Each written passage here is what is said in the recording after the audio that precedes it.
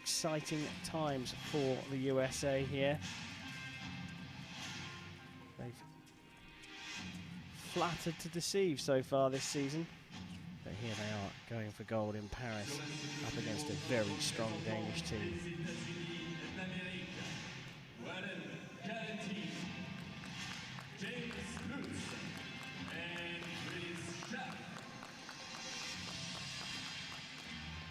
USA with world number 2, Braden Galantine, world number 3, Jamie Lutz, and world number 5, Chris Schaff.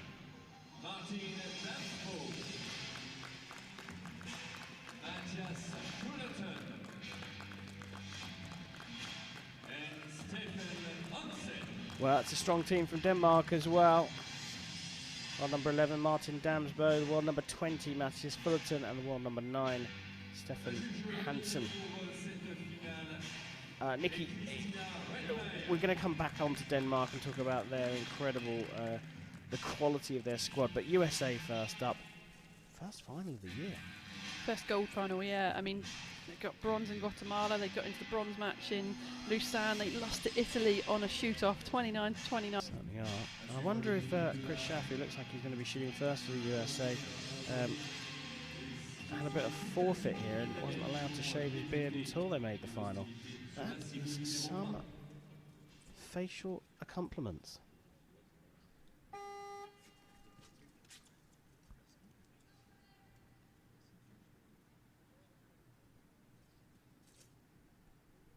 So time for end number 1 of the gold medal match. And it's the astute Chris Schaff to get us underway. Yep, right at it. Good shot.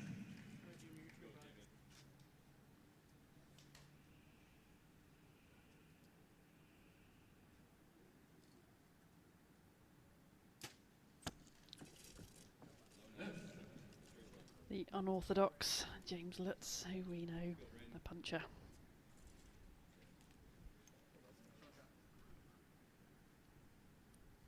Well, number 2, 35-year-old Galantine, putting it into the middle of the target.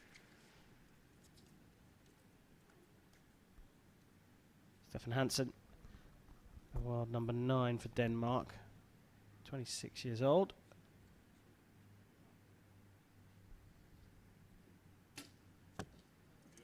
Looking for a promising start, hits the 9-10 line for the 10. Makes a tiny adjustment.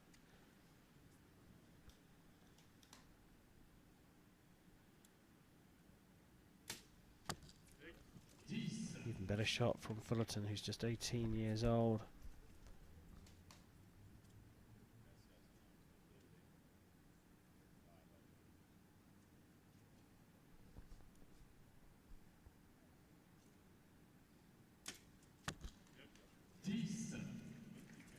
Damsbo with what looks to be a fairly bespoke blinker that he's got on his cap.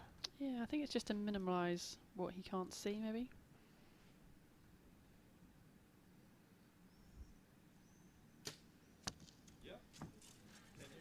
Just on the line for Schaff.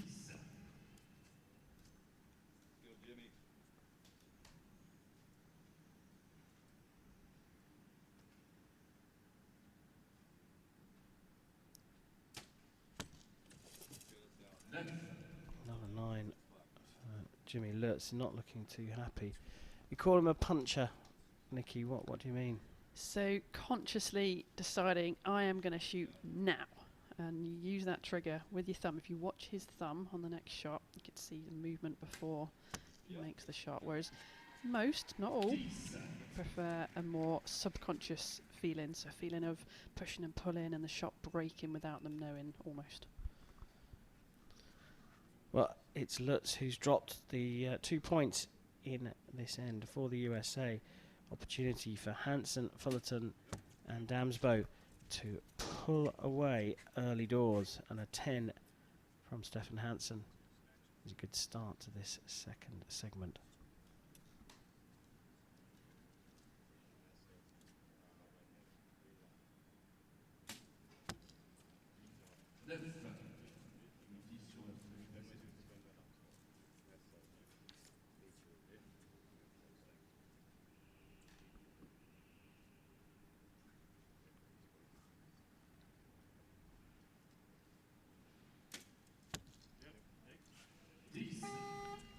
Well, managing to get a 1-point advantage when 2 were available, but you'd certainly want to be in Denmark's position in the lead.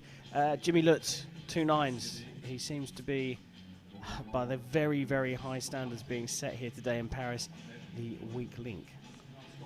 Yeah, you know, I'm a big believer in the subconscious release. That's the way I always shot and would coach others to do so. I think under the high pressure events like this, it just puts so much pressure on you because you're consciously having to think about making that release. And, you know, when you're in these pressure situations, other thoughts come to your brain, all sorts of things are going on in there. And, you know, we haven't had the... You're doing it every weekend.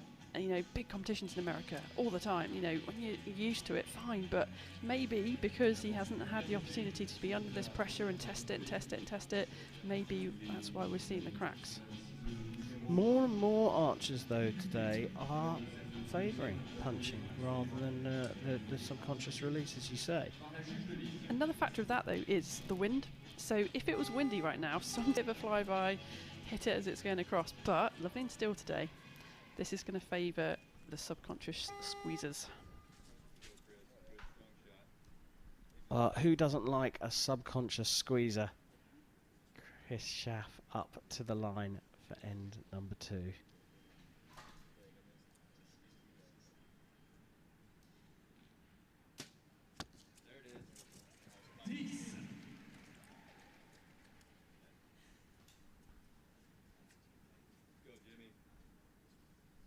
So watch the thumb, see what he does on the release aid. Quick shot.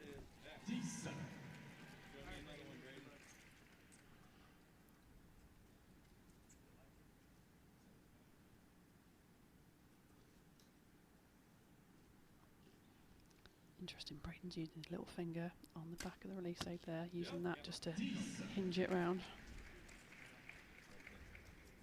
I think you could safely say the USA have zoned in on that left-hand target. 3 very good arrows grouped closely together.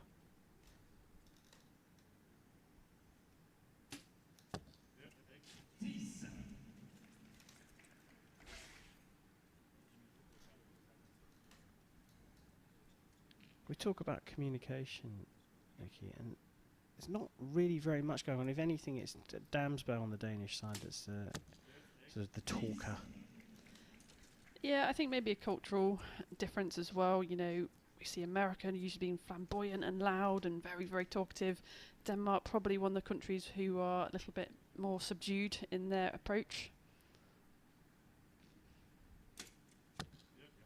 Wow. Grouping that easily matches the USA. So back over to target number 1 and Chris Schaff.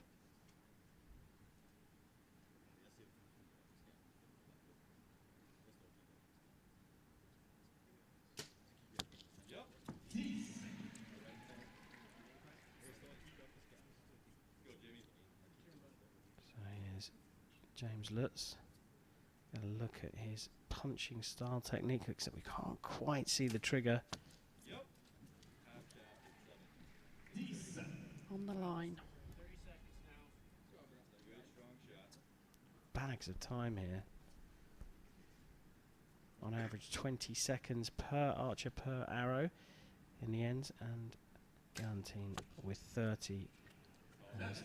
Little finger release. Oh, look, and now the wind steady, but has picked up.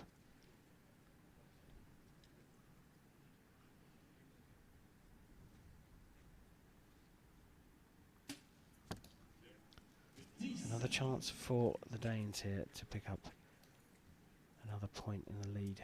Over to the 18-year-old, world number 20, Matthias Fullerton. He has started to become a bit of a handful.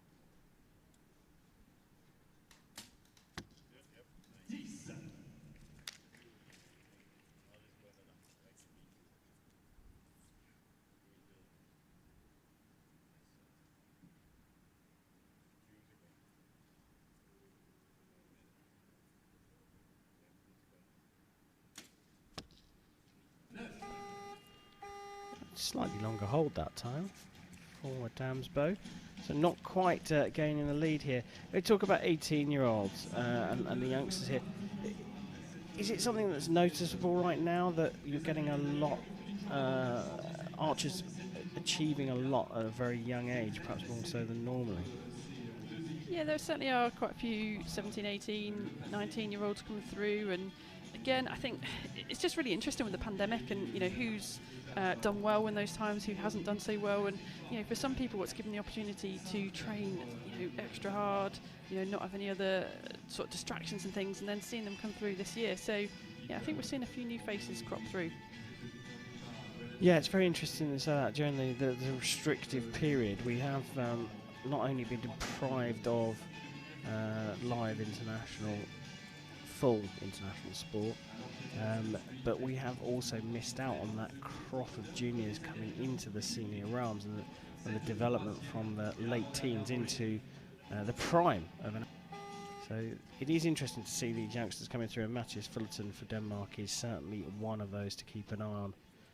Well, we see here the score is still very close, but it is Denmark that lead by a single point, 118 to 117, and Chris Schaff will get end number 3 underway.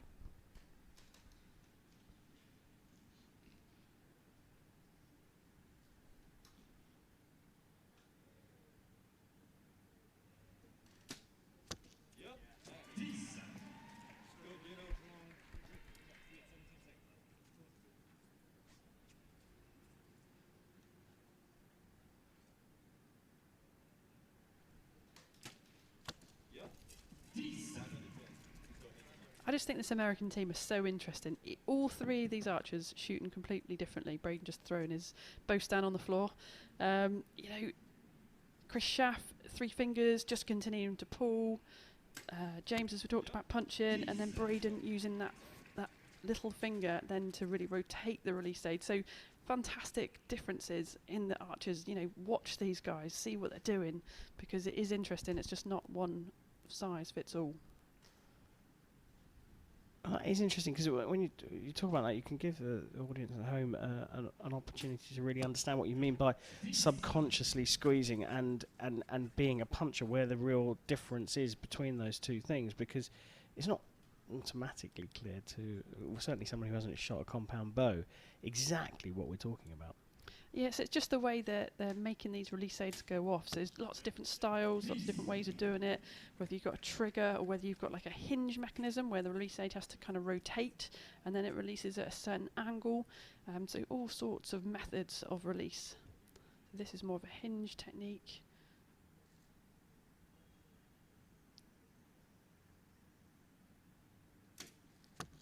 Wasn't happy with that, but not too much movement, but just interesting what people do differently with their hand, whether they keep their hand still throughout. Well, you can talk us through these 3 now, so tell us what the difference is here. Okay, so Schaff, you can't quite see a great angle here, but both he drops his finger off, his thumb and finger off, and he's just pulling. He's just pushing and pulling, and it goes off. And it just reaches a point where the release, when you talk about the release aid, the string of the bow is released, and that pushes the arrow out. I think he's on a hinge, so at a certain degree of angle rotation that will go off. Whereas James Lutz here, watch his thumb, he's got a trigger, and he's going to hit that trigger. There we go. And that is a conscious release. He decided, I'm going to shoot now. And that's how he got that to go. And then Braden, slightly different technique. Again, so I believe this is another hinge. And see that little finger off, he's getting in, he's aiming, and now he's going to put that little finger on. And can you see now the rotation of the release aid as it went off? So it's subconscious in that he is deciding to start a process, but he doesn't know exactly when it's going to go. So that's why it's still subconscious. Interesting. We've seen the 3 different styles and techniques there, and it is very much an individual sport. And you can see how the 3 Americans have got the first maximum here of 60, putting them onto a 177. Bit of pressure on the Danes. They need 2 more 10s to keep things level here. I was just thinking, I couldn't think that Stefan Hansen could look more relaxed. Comes off the line, he just relaxes on his bow, job done, sort of thing. He has actually looked very calm throughout. In fact, all of them have. Damsbo not looking happy with that, and that's why these incredibly high standards, a 58 in the end for them means that they lose their 1 point lead and now find themselves trailing, crucially going into end number 4. Not much communication. Damsbo clearly the sort of talker, but look, here's the coach now talking to the 3 athletes. And if anything, it's Stefan Hansen who's the one that's listening most intently. Conversely, USA, all in a little cheery chinwag with each other. Jimmy Lutz, the youngest member of the team, retrieving the arrows from the agents. They will check those arrows, of course. Yeah, it's important to check the knocks. No damages from the prior end.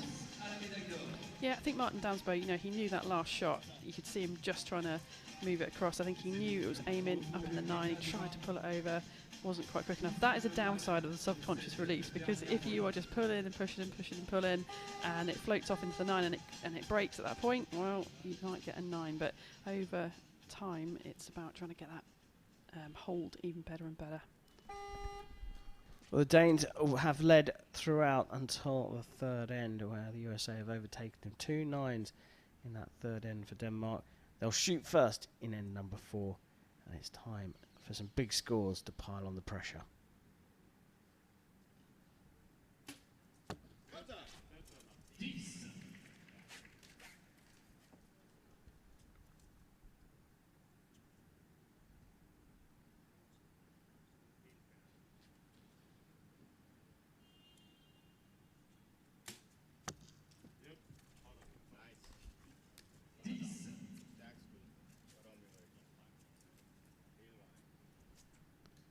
Two 9s in the last 2 shots. Really needs a 10.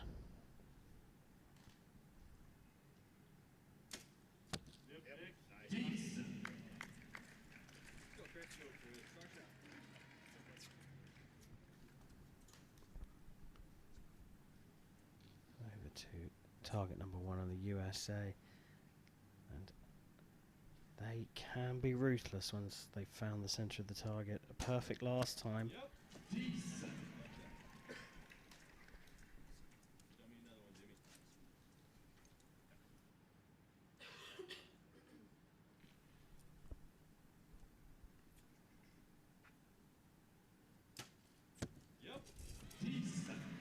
talk about Hansen looking relaxed. Jamie Lutz, just a gentle breeze, and you think he might nod off. Just looks so calm and sort of laid back in the shot. Again, incredible grouping from the USA, and clearly in the right place on the target as well, maintaining their 1 point lead. There's not much the Danes can do here other than put down another perfect 30 just to try and put some pressure on the USA.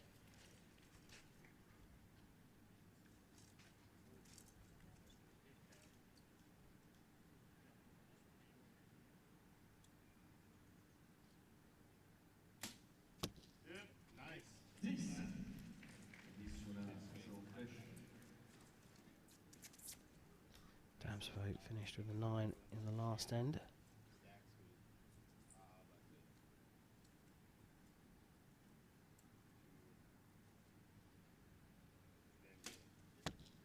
A great grouping by the Danes and a perfect score for them. A 2:36.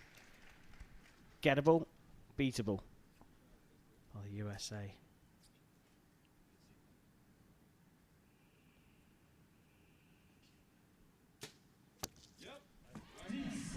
This is where the pressure starts kicking in. 2 more 10s and the USA have gold.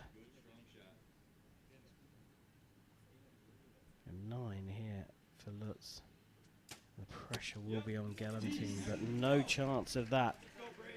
But the pressure still remains high. Braden Galantine.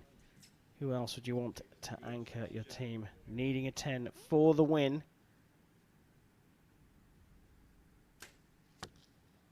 And he's popped it into the 9. A 2:36 apiece in this amazing match. And to be fair, Denmark led for 2 of the ends before the USA took over in the 3rd. So they've shared the lead equally between them. And a 9 from Galantine at the end means we are going to go to a shoot-off. Before we get into how excited, let me just tell you, you can't see Nikki, but she's extremely excited here. Very happy because she does love a shoot-off. Before you get overexcited about the shoot-off, can you explain to everyone how it works? So 1 arrow each. We're going to alternate through the teams on that. And then if they score the same, if we've got a dead tie still, they're all going to put them in a 10. It's going to go to the closest to the middle. And how excited are you? I'm very excited. I love a shoot-off. Nikki Hunt loves the shoot-off. Former world number 1. Perfect analysis of this match. We've seen a real synopsis of the American shooting technique. What can you tell us about the Danes? Yeah, I mean, the Danes, Stefan Hansen, just noticing his little finger as well. He's kind of squeezing through that little finger. You know, they're just, the 3 of them, I think, are more subconscious, just more relaxed in their shooting. Braden, you know, with that little finger on the top of the resade, you know, that can become conscious. Whether it did on that last shot, who knows? It's difficult to tell. But yeah, what fantastic 2 teams we've got here, and this is going to be an absolute nail-biter. It really is. And this seems to be a very settled USA team. Matthias Fullerton coming into the Denmark team more recently and actually becoming perhaps the first name on the list. And it goes beyond these 3 as well. I believe the coach, or the standing coach here, Lawson, was in the quarterfinals here in the individual tournament. So a great squad in Denmark. They're in a shoot-off with the USA for gold. The USA's first chance at gold on this year's Hyundai Archery World Cup Tour.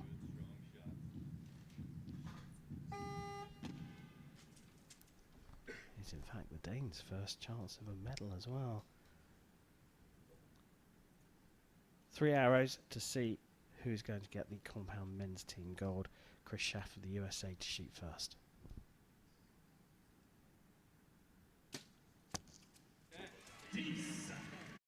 Yeah, individual tournament. So a great squad in Denmark. They're in a shoot-off with the USA for gold. The USA's first chance at gold on this year's Hyundai Archery World Cup Tour.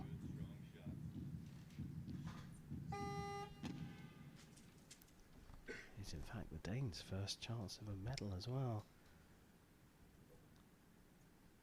3 arrows to see who's going to get the compound men's team gold. Chris Schaff of the USA to shoot first.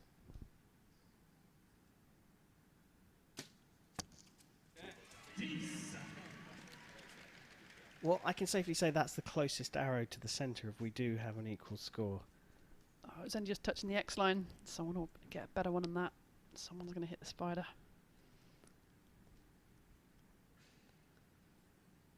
Hansen holding on a bit. And a bit more. A lot of time being bagged here, and that's in the 9. What was that all about? It just took too long, didn't it? Just could not get that shot executed at all. Used a lot of time. They've only got 60 seconds for these 3 arrows.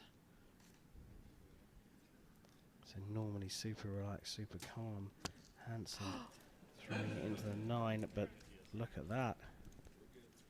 Jimmy Lutz has done the same.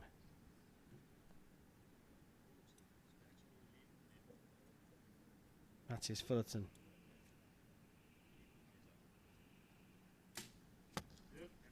He's put it into the 10. Chris Schaff's arrow still remains the closest to the centre. So if things were settled now, it would be the USA with the gold. 1 more arrow each though. Here's Galantine. And he's put it in the 9 as well.